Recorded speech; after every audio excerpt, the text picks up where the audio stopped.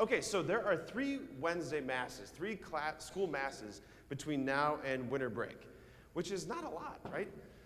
Which is kind of exciting. So this time of year, when I was a little boy, this time of year, I'd be full into the mode of getting my Christmas wish list polished up and ready to go. I don't know how many of you have been working on your Christmas wish list. Yes? Some of us? Okay.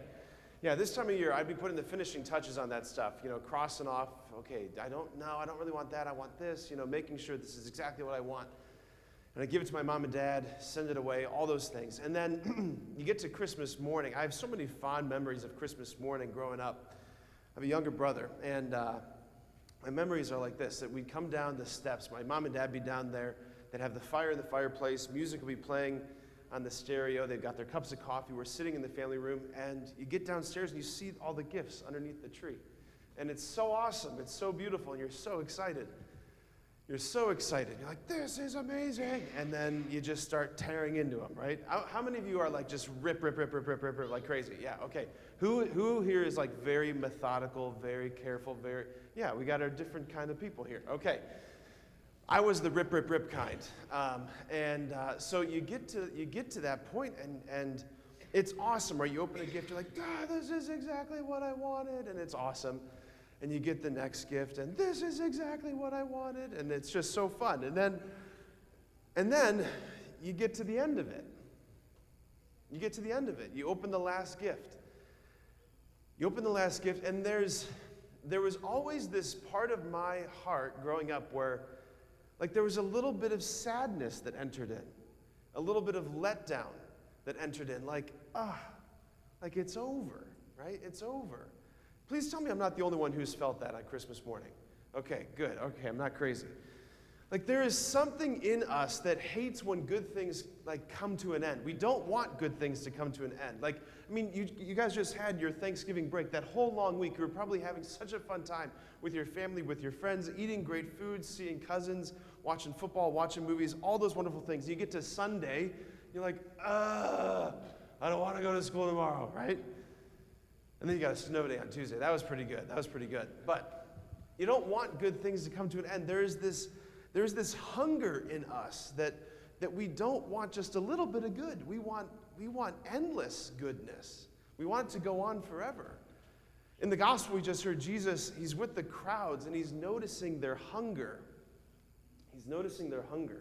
What does your belly do when you're really hungry? What noise does it make? Let me hear it. It sounds like that. It's like, right? That's what it sounds like. Your belly starts growling and groaning, right? Your belly's saying, I'm hungry. I need food in me, right? So what does Jesus do? He multiplies these loaves and fishes, and he has this miraculous feeding of this massive crowd of people. But here's the thing, like, Jesus is pointing to the belly hunger. He's saying that's like this deeper spiritual hunger that we have. This deeper spiritual hunger that we don't want we're hungry for not just a little bit of good stuff, but endless goodness. We don't want just a little bit of love. How much love do we want? A lot of love, endless love, infinite love. Say infinite. Say it louder. We want infinite love, right? We have belly hunger and we have heart hunger. When our bellies are hungry, they want food. When our hearts are hungry for Jesus. When we want more, like that experience of Christmas morning.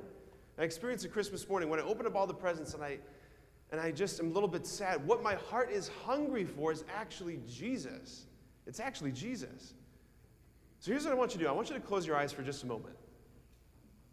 And I want you to bring to mind a memory, if you can, of a moment where you wanted more of something, or you wanted, I didn't want this winter break to end. I didn't want snow day to end. I didn't want to leave vacation. Or maybe you're having a really great meal and you were sad that the great meal was over. Or maybe you had friends in town. You didn't want them to leave, or grandparents in town. You didn't want them to leave. I want you to bring to mind right now a memory of something that you didn't want to end. Something you wanted to go on forever.